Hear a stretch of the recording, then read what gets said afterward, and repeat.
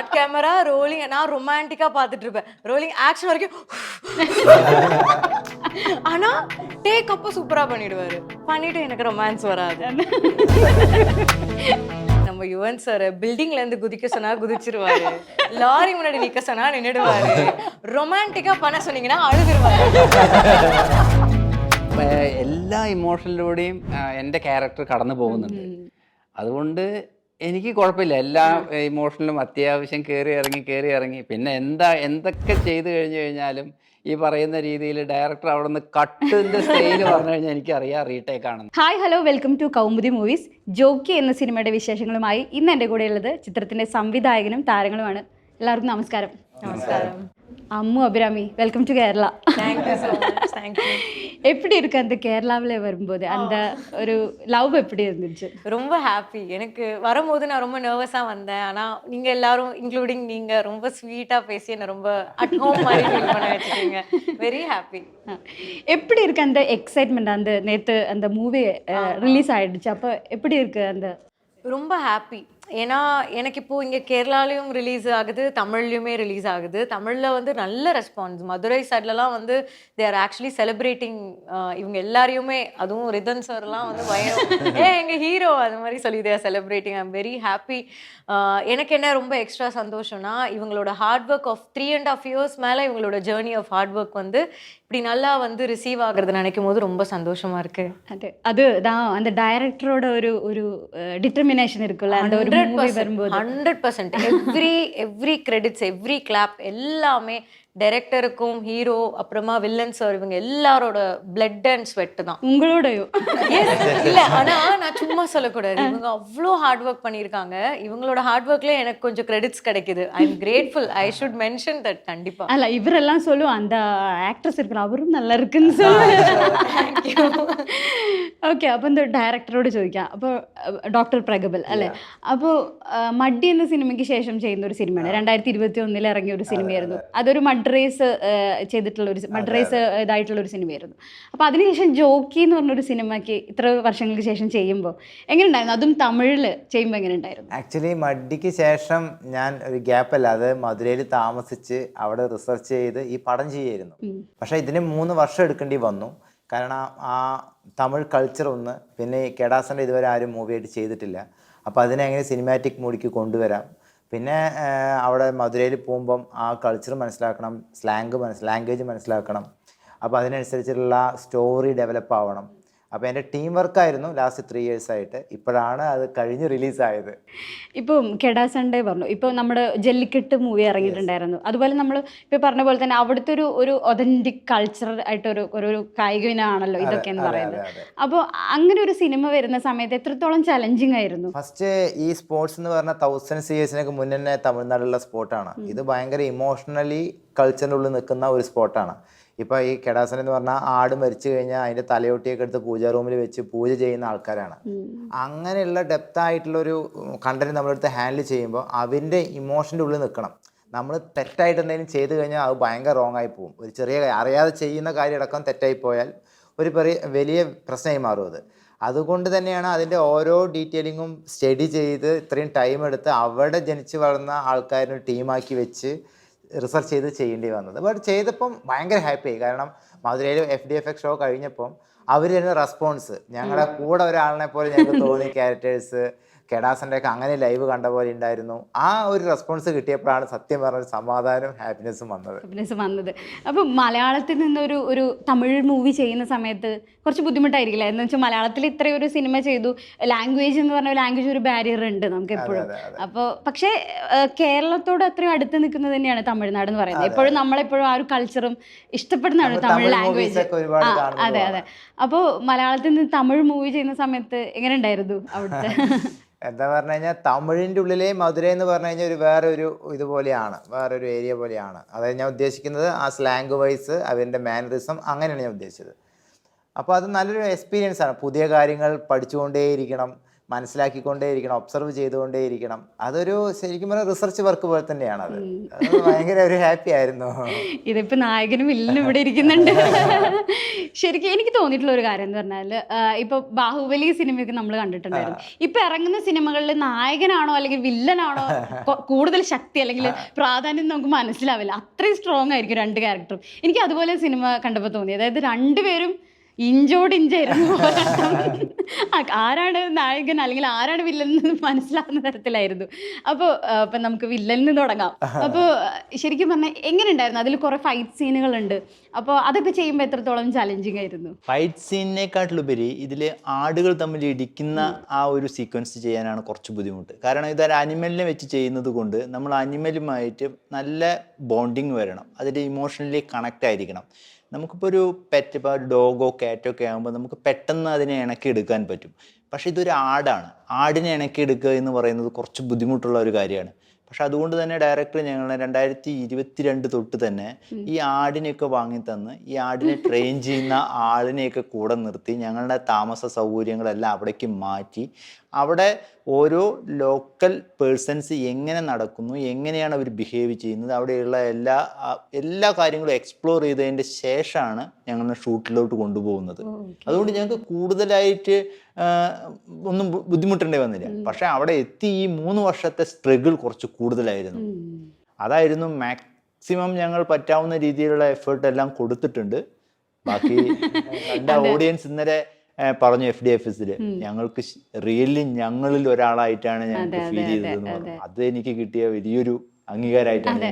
അതും പ്രത്യേകിച്ച് നമ്മുടെ ഒരു തമിഴ്നാട്ടിലെ ഒരു കൾച്ചർ അനുസരിച്ചിട്ട് അവിടെ ആളുകളെ ഏറ്റെടുക്കും പെട്ടെന്ന്. അതായത് അവരുടെ ഒരു മണ്ണിന്റെ മണമുള്ള ക്യാരക്ടർ വരുമ്പോൾ അവർക്ക് എപ്പോഴും അത് ഭയങ്കര അക്സെപ്റ്റ് ചെയ്യാൻ ഭയങ്കര ഉള്ളൊരു കാര്യമാണ്. അപ്പൊ ഈ ഒരു ക്യാരക്ടർ ആളുകളെ ഏറ്റെടുത്തിട്ടുണ്ട്.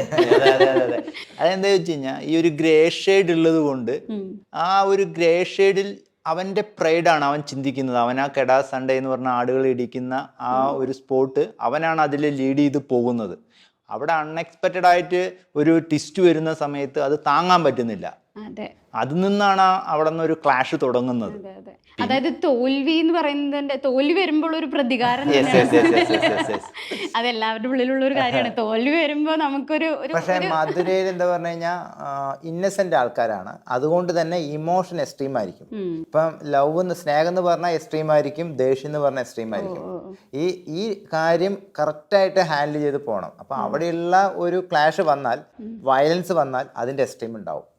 അത് പ്രത്യേകിച്ച് സെൽഫ് പ്രസ്റ്റീജിൽ ടച്ച് ചെയ്യുന്ന ക്ലാഷ് ആണെങ്കിൽ പറയണ്ട.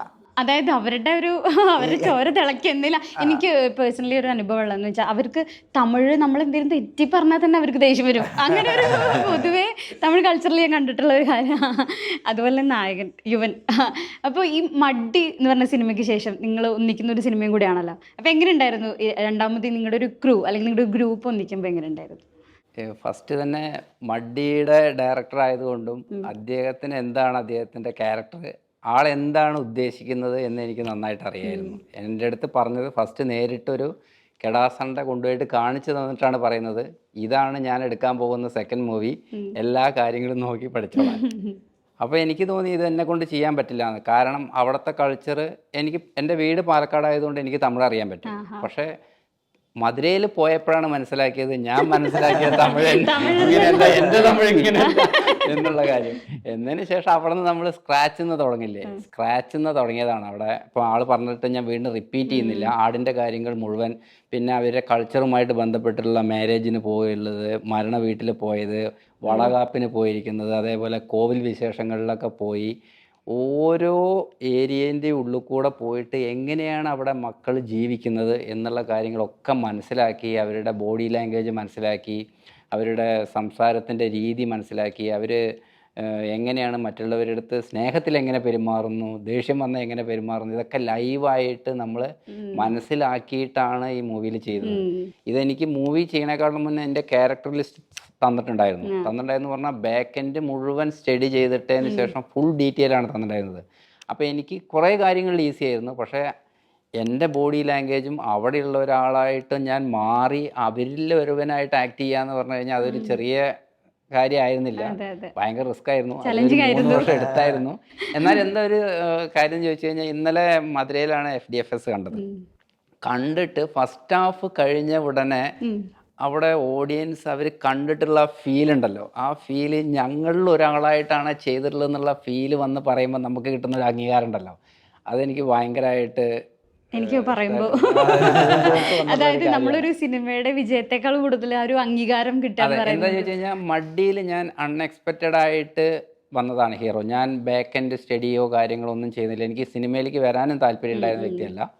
അദ്ദേഹമാണ് എന്നെ സിനിമയിൽ കൊണ്ടുവന്ന സ്ഥിതിക്ക് എന്തായാലും നമ്മളൊരു സംഭവം ചെയ്തു കഴിഞ്ഞാൽ അതിൻ്റെ ഒരു എക്സ്ട്രീം ചെയ്ത് വെക്കുക എന്നുണ്ടല്ലോ, അതിൻ്റെ ഒരു സെക്കൻഡ് സ്റ്റേജ് ആയിട്ട് മഡ്ഡീനെക്കാട്ടിലും ബെറ്റർ ആയിട്ട് ജോക്കിയിൽ ചെയ്യാൻ പറ്റിയിട്ടുണ്ട് എന്ന് വിശ്വസിക്കുന്നു.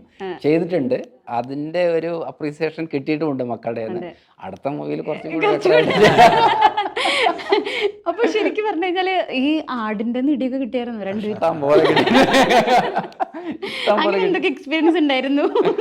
ആടെന്ന് പറയുന്നത് അതിന് അറിയില്ല. ഇപ്പോൾ നമ്മളിപ്പോ കൈകൊണ്ട് ഇങ്ങനെ വിളിച്ചു കഴിഞ്ഞാൽ അത് ഓട്ടോമാറ്റിക്കലി എടുത്തേക്ക് വരും, ചിലപ്പോൾ ഇടിക്കാനായിരിക്കും വരിക. അപ്പൊ അതിനെ കൺട്രോൾ ചെയ്യാൻ പറ്റണം. അതിന് നമ്മളുടെ സ്മെല്ല് അറിയാൻ പറ്റും, നമ്മുടെ സൗണ്ട് അറിയാൻ പറ്റും. അപ്പോൾ ഞങ്ങൾ ഫീഡ് ചെയ്യുന്ന സമയത്തും അതിനെ നടക്കാൻ കൊണ്ടുപോകും, അതിനെ നീന്തലിന് കൊണ്ടുപോകും. അങ്ങനെ ഒരുപാട് ട്രെയിനിങ് ഉണ്ട് ഇതിന്. ചെറുപ്പം മുതലേ ഈ ഒരു ബ്രീഡിനെ വളർത്തിയെടുക്കുന്നത് ഇടിക്കാൻ വേണ്ടിയിട്ടാണ്. അപ്പൊ ചില സമയങ്ങളിലൊക്കെ അൺഎക്സ്പെക്റ്റഡ് ആയിട്ട് നമ്മൾ നിൽക്കുന്ന സമയത്ത് വന്ന് ഇടിക്കും. അപ്പൊ അതേപോലെ തന്നെ ഈ ഒരു 8ഓളം ആടുകളുണ്ട്. അപ്പോൾ ഓരോ ആടിനും ഓരോ സ്വഭാവമാണ്. ചില ആടുകൾ പെട്ടെന്ന് ഇണങ്ങും, ഇടിക്കുമൊന്നുമില്ല. ചിലതെന്ന് പറയുന്നത് ഇടിക്കും, ചിലത് വെട്ടും, സൈഡിലോട്ട് ഒരൊറ്റ വെട്ടാണ്. അപ്പൊ ആ കൊമ്പൊക്കെ തട്ടുമ്പോൾ ഭയങ്കര വേദന. പിന്നെ അതിന്റെ ആ കൊമ്പ് ഒരു പ്രത്യേകതയുണ്ട്. ഇപ്പൊ ടൈറ്റിലിൽ കണ്ട പോലെ വളഞ്ഞിട്ടിരിക്കുന്ന കൊമ്പാണ്. നല്ല അടിയൊക്കെ കിട്ടിക്കഴിഞ്ഞാൽ നമ്മുടെ ഈ ഒരു തൊടഭാഗത്തൊക്കെ അടിച്ചാൽ നല്ല വേദനയായിരിക്കും. അങ്ങനെ കുറെ കിട്ടിയിട്ടുണ്ട്. ഈ ഷൂട്ടിന്റെ സമയത്തും കുറച്ച് കിട്ടിയിട്ടുണ്ട്. പിന്നെ ഇങ്ങനെ നിങ്ങൾ രണ്ടുപേരും മെരുക്കിയെടുത്തു കാളിയെ. സമയം, നമ്മൾ അതിന് സമയം കൊടുക്കണം. നമ്മളുടെ സമയമാണ് അതിന് കൊടുക്കുന്നത്. നമ്മൾ എത്രത്തോളം അതിൻ്റെ അടുത്ത് പ്രയോറിറ്റി കാണിക്കുന്നുണ്ടോ ആ പ്രയോറിറ്റി അത് തിരിച്ചു തരും. അപ്പൊ നമ്മൾ ആ ടൈം എന്ത് വേണം, എത്ര തിരക്കാണെങ്കിലും എല്ലാം മാറ്റി വെച്ച് മോർണിംഗ് അതിൻ്റെ കൂടെ കുറേ സമയം സ്പെൻഡ് ചെയ്യും. അതിന് വേണ്ട ഫീഡാണെങ്കിലും അതിന് നടക്കാനാണെങ്കിലും അതിൻ്റെ കൂടെയൊക്കെ ക്ലീൻ ചെയ്യലാണെങ്കിലും എല്ലാ കാര്യങ്ങളും അതിൻ്റെ കൂടെയാണ് ചെയ്യുന്നത്. അപ്പോൾ അത് ഓട്ടോമാറ്റിക്കലി നമ്മളെടുത്ത് അടുക്കും, നമ്മുടെ സുഹൃത്തുക്കളായി മാറും കുറച്ച് കഴിയുമ്പോൾ. പ്രകൃതി അങ്ങനെയാണല്ലോ. അതെ. അപ്പൊ ശരിക്കും ഒരു ചലഞ്ചിങ് ആയിരുന്നല്ലേ അത്? ആദ്യം പോയി കണ്ടു കഴിഞ്ഞാൽ തന്നെ നമ്മളെ അടിക്കാൻ വരും, അടുപ്പിക്കില്ല. എന്നതിന് ശേഷം അതിനെ പിടിച്ച് പിന്നീട് ഒരു 2 വർഷം 3 വർഷം കഴിഞ്ഞ് നമ്മൾ അതിന്റെ കൂടിന്റെ അടുത്തേക്ക് പോകുന്ന കാറിന്ന് ഇറങ്ങുന്ന സൗണ്ട് കേട്ട് കഴിഞ്ഞാൽ ചിലപ്പോൾ നമ്മൾ ഫോൺ വിളിച്ചിട്ടായിരിക്കുമല്ലോ പോകുക. ഫോൺ വിളിച്ചിട്ട് പോകുമ്പോൾ ആ സൗണ്ട് കേൾക്കുമ്പം അത് അവിടെ നിന്ന് സൗണ്ട് ഉണ്ടാക്കും. സൗണ്ട് ഉണ്ടാക്കിയിട്ട് കാലിങ്ങനെ തറയിലിങ്ങനെ വരച്ചിട്ട് അതിൻ്റെ അടുത്തേക്ക് വരാൻ പറയും. അങ്ങനെയൊക്കെ ഉണ്ടായിരുന്നു. അപ്പൊ നിങ്ങൾ ശരിക്കും ഇനിയിപ്പോ ഏത് ആട് വന്നാലും നിങ്ങൾക്ക് ഒരു അല്ല, എങ്ങനെ ഒരു ആടിനെ ഇപ്പൊ നമ്മളെ ഇടിക്കാൻ വരുന്ന ഒരു ആടിനെ ഇപ്പൊ ഓപ്പോസിറ്റ് നമ്മൾ കെടാസന്റെ കളത്തിൽ വിടുകയെന്ന് വിചാരിച്ചോ. ഓൾറെഡി എന്നെ നേരിട്ടുള്ള ഒരു കടത്തിൽ വിട്ടാക്കിയിട്ട് ഡയറക്റ്റ് കെടാസണ്ട വിട്ടിട്ട് എനിക്ക് ഗോൾഡ് മെഡൽ കിട്ടിയിട്ടുണ്ട് എൻ്റെ ആടിനെ വെച്ചിട്ട്. അപ്പം നമ്മൾ ഈ ആടിനെ നോക്കണം, ഓപ്പോസിറ്റ് ആടിനെ നോക്കണം. കാരണം ഒരു ചെറിയൊരു ടൈമിൽ ഫ്രാക്ഷൻ ഓഫ് സെക്കൻഡിൽ അത് നമ്മളെ അടിക്കും. അപ്പോൾ അത്രയും റിസ്ക് ഉണ്ട് അതിൻ്റെ ഉള്ളിൽ. ആ കളത്തിൻ്റെ ഉള്ളിൽ കയറി കഴിഞ്ഞാൽ നമ്മൾ എത്ര ഇണക്കി കൊണ്ടുപോകുന്നു ആട് അല്ല, കളത്തിൻ്റെ ഉള്ളിൽ കയറിയിട്ട് വേറെ ഓപ്പോസിറ്റ് ആടിനെ കാണുമ്പോൾ അതിൻ്റെ ക്യാരക്ടർ മൊത്തം ചേഞ്ച് ആവുകയാണ്. അപ്പോൾ അതിനെ ഹോൾഡ് ചെയ്യാന്ന് പറഞ്ഞു കഴിഞ്ഞാൽ ഒരു 70 കിലോ ഉള്ള ആടിനെ ഹോൾഡ് ചെയ്യുന്ന പോലെ ആയിരിക്കില്ല നേരിട്ട് ആ ആടിനെ കണ്ടിട്ട് അത് കളത്തിൻ്റെ ഉള്ളിൽ നിൽക്കുമ്പം. അതൊരു 100 കിലോ ഉള്ള ഒരു ആടിനെ ഹാൻഡിൽ ചെയ്യുന്നതിന് തുല്യമാണ് അതിൻ്റെ പവർ. നമ്മൾ വിചാരിക്കുന്നതിനേക്കാളും മുന്നേ അത് സ്പീഡ് എടുക്കും, അത് അടിക്കും. ചില സമയത്ത് നമ്മളെ തന്നെ അടിക്കും. എത്ര നമ്മൾ ട്രീറ്റ് ചെയ്ത് കഴിഞ്ഞാലും അത് നമ്മളെ തന്നെ അടിക്കും. അപ്പോൾ ആ ഒരു ട്രെയിനിങ് ഒക്കെ എങ്ങനെ ഉണ്ടായിരുന്നു? ഒരു റിയൽ ലൈഫിൽ ഇതുപോലെ ഈ കെടാസണ്ട ചെയ്യുന്ന ആളുകളുണ്ടല്ലോ, അപ്പോൾ അവരുടെയൊക്കെ ഒരു ട്രെയിനിങ് എത്രത്തോളം ഉണ്ടായിരുന്നു? അയ്യോ, അവരിനെ നമ്മൾ എന്തൊക്കെ പറഞ്ഞു കഴിഞ്ഞാലും സമ്മതിക്കണം. ഒരു ചെറിയ ആടിനെ മേടിച്ച് അതിനെ വലുതാക്കി അതിൽ കുറേ പ്രോഗ്രസ്സിൽ കുറേ കാര്യങ്ങൾ ചെയ്യേണ്ടത്. അത് വളർന്ന് വലുതാകുമ്പോൾ ചെയ്യേണ്ട കുറേ കാര്യങ്ങളുണ്ട്. അതിൻ്റെ കൊമ്പെല്ലാം സൈഡിൽ നിന്ന് എടുത്തു കളയണം 2-3 പ്രാവശ്യമായിട്ട്. അപ്പോഴാണ് ആ കൊമ്പ് വലുതാവുന്നത്. പിന്നെ അതിന് നോർമലായിട്ടുള്ള നമ്മൾ പുല്ല്, വെള്ളം അങ്ങനെയുള്ള സാധനം അല്ല കൊടുക്കുന്നത്. അതിന് സെപ്പറേറ്റ് ഫീഡാണത്. അതേപോലെ അതിനെ ചെറുപ്പം മുതലേ ട്രെയിൻ ചെയ്തെടുക്കുന്നതാണ്. എന്താണ് ബേസിക് ഒരു കാര്യം എന്താണെന്ന് ചോദിച്ചു കഴിഞ്ഞാൽ അവരുടെ ആ ഒരു ആടിൻ്റെ ബ്രീഡ് ഏറ്റവും നന്നായിട്ട് കാലങ്ങളോളം കൊണ്ടുപോകുക എന്നുള്ളതാണ് അവർ അതിനെ കൊണ്ട് ഉദ്ദേശിക്കുന്നത്. ഏറ്റവും പവർഫുൾ ആയിട്ടുള്ള ആട് ആരാണ് എന്നുള്ളതാണ് തീരുമാനിക്കുന്നത്. അപ്പോൾ ഇതിനെ ഇവര് അടിക്കാൻ വിട്ടിട്ടാണ് തീരുമാനിച്ചിട്ടുണ്ടായിരുന്നത് പണ്ട് കാലത്ത്. അത് അങ്ങനെ ഒരു സ്പോട്ടായി മാറിയിരിക്കുന്നതാണ്.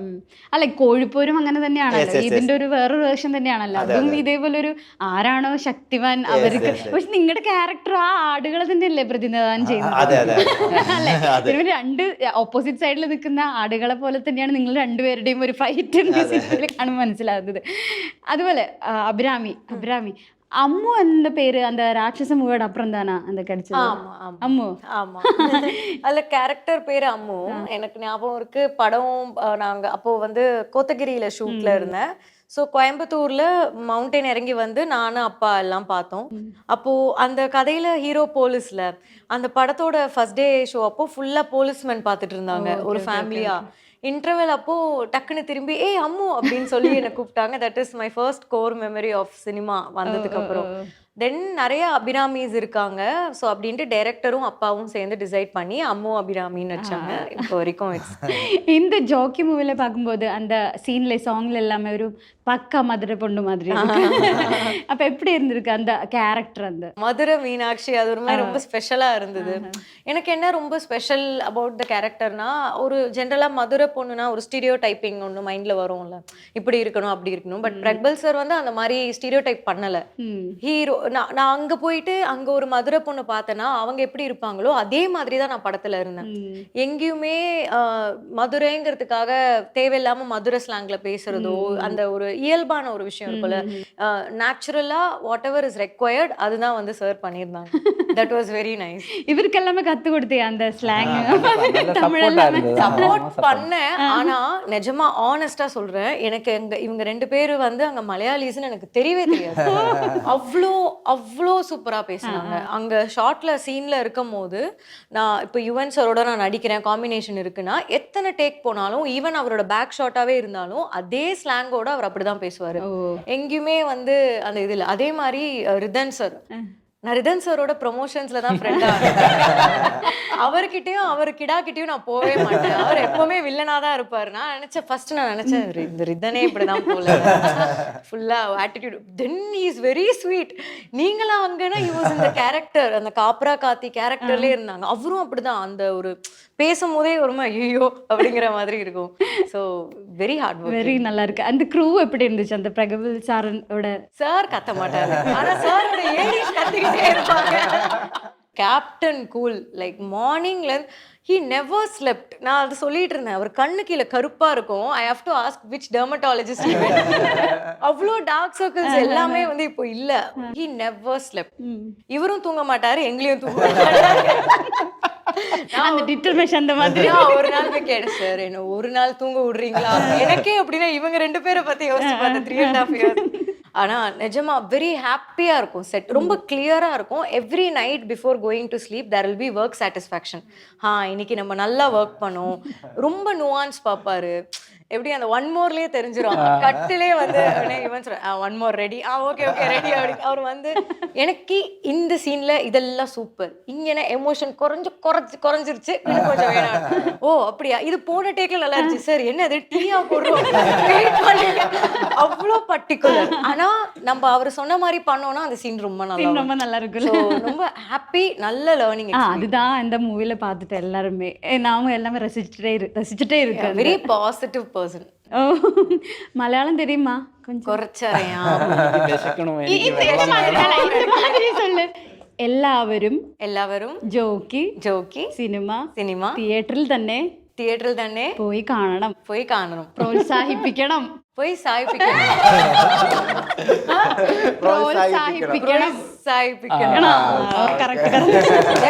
நெக்ஸ்ட் இன்டர்வியூ நான் வந்து சம்சாரிக்கும்.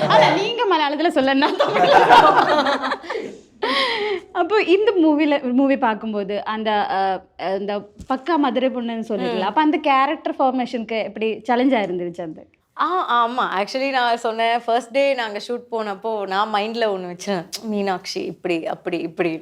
I did something. அப்புறம் ஷூட்டு பொறுமையாக இவர் பார்த்தாரு, அமைதியாக பார்த்துட்டு கரெக்டாக ஷூட் பேக்கப் ஆகும்போது கூப்பிட்டுட்டு எனக்கு பிடிக்கல, ஃபுல் டே ஷூட் பண்ணோம் சார், ஒரு வார்த்தை சொல்ல இல்லை அம்மு மீனாட்சி இப்படி இருக்கக்கூடாது அப்படின்னு சொல்லிட்டு யுவன் சார் ரிதன் சாரோட போர்ஷன்ஸ்லாம் காமிச்சிட்டு எனக்கு இந்த மாதிரி இருக்கணும்னு சொல்லிட்டு அவர் அவ்வளோ ஸ்வீட்டாக சொன்னார். சொன்னாரு. எனக்கு அப்பதான் புரிஞ்சுது, ஓ இந்த மாதிரி டெம்ப்ளேட்ல எதிர்பார்க்குறாங்க. எனக்கு ரொம்ப நியூ எக்ஸ்பீரியன்ஸ் இவங்களோட ஒர்க் பண்ணது வந்து. ஸோ நான் அப்போ கற்றுக்கிட்டு ஃப்ரம் நெக்ஸ்ட் டேலேருந்து it was very smooth. I understood what sir wanted. He is very particular, very particular, very பர்டிகுலருங்க. Like if he wants this way it should be that way. ஆனால் அந்த விஷன்ல வந்து ஒரு நியாயம் இருக்கும், கரெக்டா சொல்லுவாரு, வித் இதுதான் இதனால தான் இப்படி இருக்கணும் அப்படின்னு.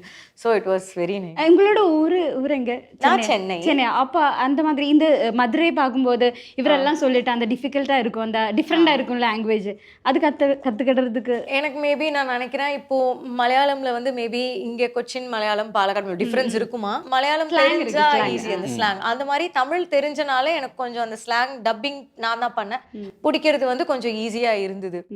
ஆனா எனக்கு என்னன்னா இவங்க தமிழ் அவ்வளவா தெரியாமலே அவ்வளவு சூப்பரா பண்ணாங்க. That was really outstanding. நான் தான் யோசிப்பேன், ஓய் நமக்கே தமிழ் தெரிஞ்ச எனக்கே மதுரை ஸ்லாங் கொஞ்சம் டிஃபிகல்ட். அந்த அந்த வேர்ட்ஸ் எல்லாம் முழுங்கி முழுங்கி பேசுவாங்க, அதை இவங்க ஃப்ளாலெஸ்ஸா பண்ணாங்க. I feel they are lying, they don't know Tamil.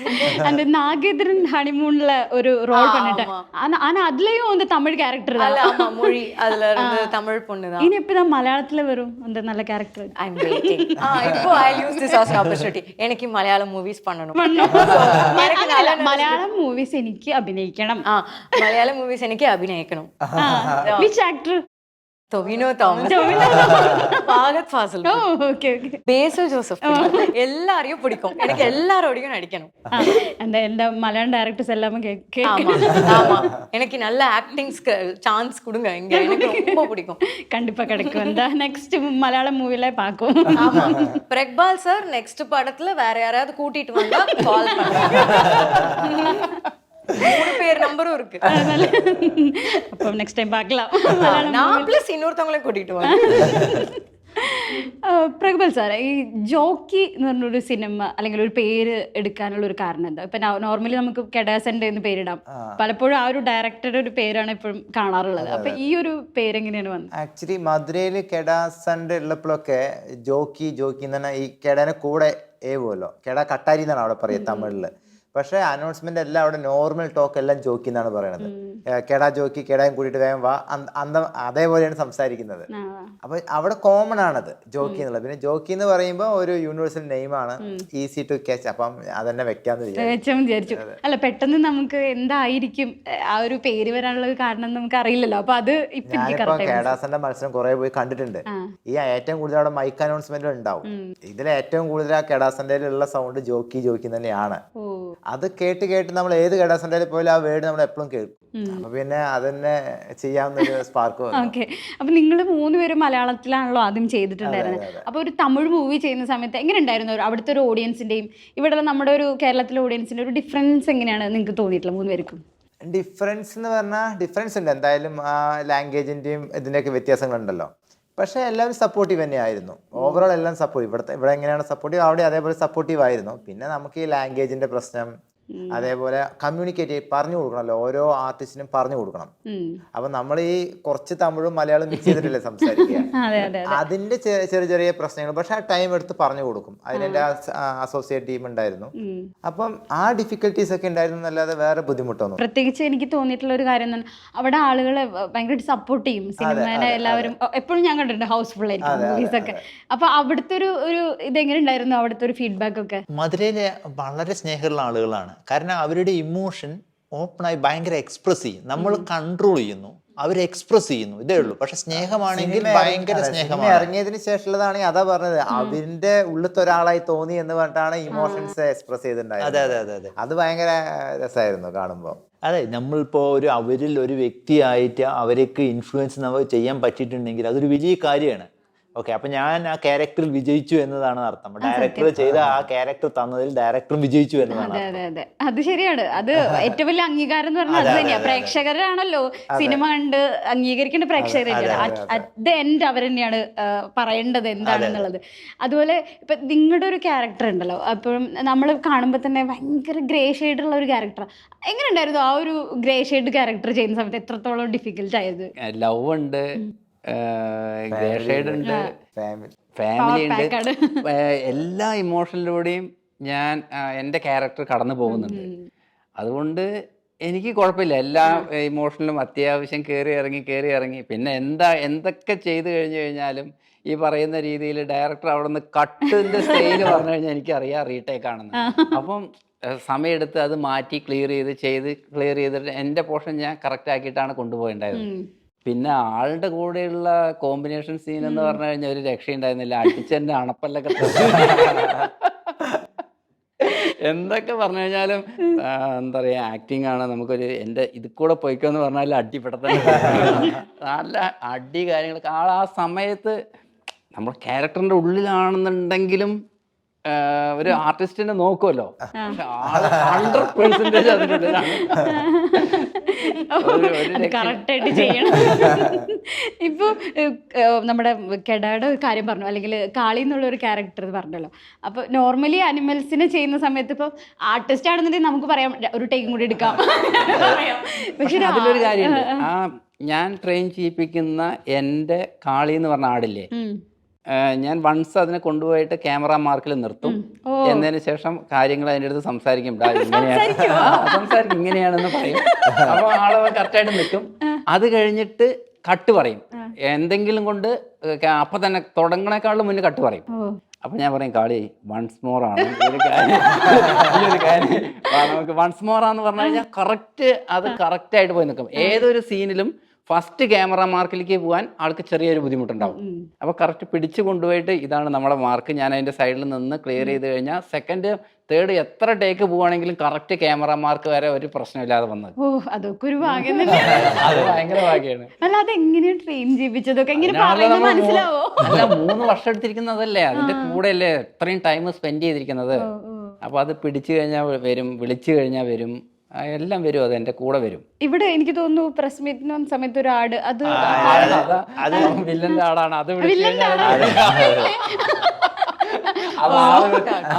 എനിക്ക് ഒന്നിൽ കൂടുതൽ ആടുകളുമായിട്ടുള്ള കോമ്പിനേഷൻ ഉണ്ട്. അപ്പോൾ എനിക്ക് ഇപ്പൊ ഒരു എത്ര ആടുണ്ടെങ്കിലും അതിനനുസരിച്ച് മാറണം. ഓരോ ആടും ഓരോ സ്വഭാവമാണ്. ഓരോ കൺട്രോൾ ചെയ്യുന്നു ഒരേപോലെ കൺട്രോൾ ചെയ്യാൻ പറ്റില്ല.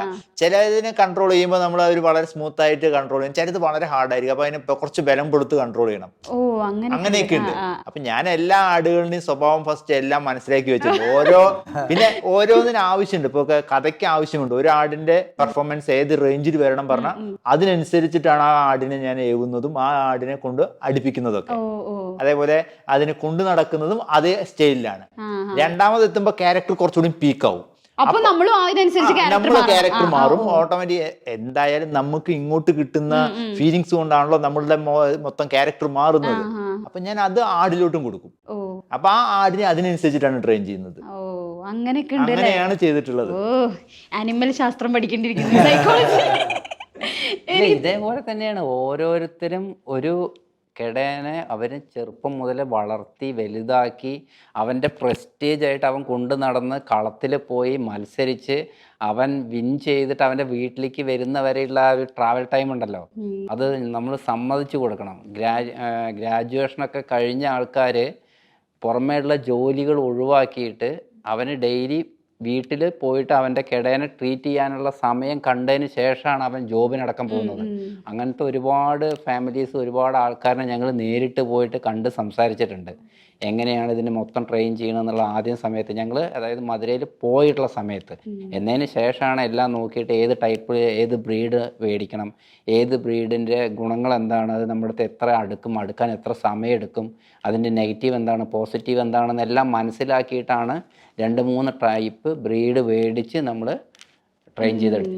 അല്ല, അത് ശരിക്കും പറഞ്ഞാൽ ഈ പറയുന്നത് തന്നെ ആ സിനിമയിൽ കാണുന്നുണ്ട്. ഒരു പച്ചയായിട്ടുള്ള ഒരു ജീവിതം തന്നെയാണ് സിനിമയിൽ. പ്രണയമായാലും അതെ, അമ്മ ഫുള്ള് സപ്പോർട്ട് ചെയ്ത് പ്രണയം സപ്പോർട്ട് ചെയ്തുകൊണ്ട് നിങ്ങളോട് പ്രണയം நல்லா இருக்கு.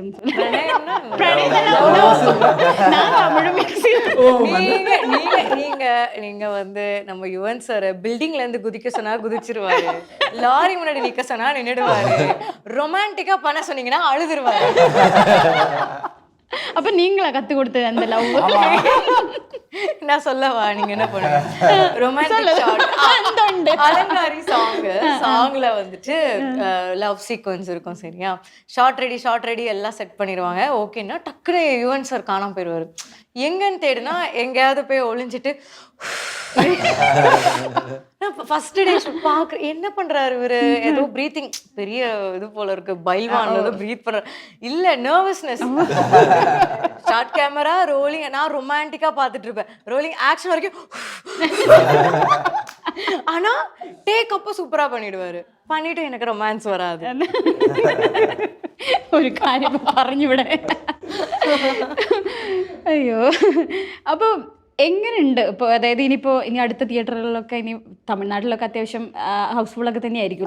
എങ്ങനെയുണ്ട് അവിടുത്തെ ഒരു റിപ്പോർട്ടൊക്കെ വരുന്നത്? നല്ല റെസ്പോൺസ് കിട്ടുന്നുണ്ട്. പിന്നെ നമുക്ക് എല്ലാവരുടെയും എന്തായാലും ഓടിയെത്താൻ പറ്റില്ല, നമുക്ക് ഈ വിഷ്വൽസ് കണ്ട് മീഡിയാസ് കണ്ടിട്ട് കിട്ടുന്ന ന്യൂസാണ്. പക്ഷേ ഭയങ്കര ഒരു ഹാപ്പി റെസ്പോൺസ് കിട്ടുന്നതിനെ നമുക്ക് ഭയങ്കര ഹാപ്പിയാണ്. എന്താ പറഞ്ഞാൽ നമ്മളൊരു മലയാളിയായിട്ട് അവിടെ പോയി അവരുടെ കൾച്ചർ പഠിച്ച് ചെയ്ത് അവർ അംഗീകരിക്കുമ്പോൾ കിട്ടുന്ന ഒരു ഹാപ്പിനെസ് അത് എക്സ്ട്രീമാണ്. അതെ, അത് കേരളത്തിന്റെ അല്ലെങ്കിൽ എല്ലാം സപ്പോർട്ട് എപ്പോഴും ഉണ്ടാവും.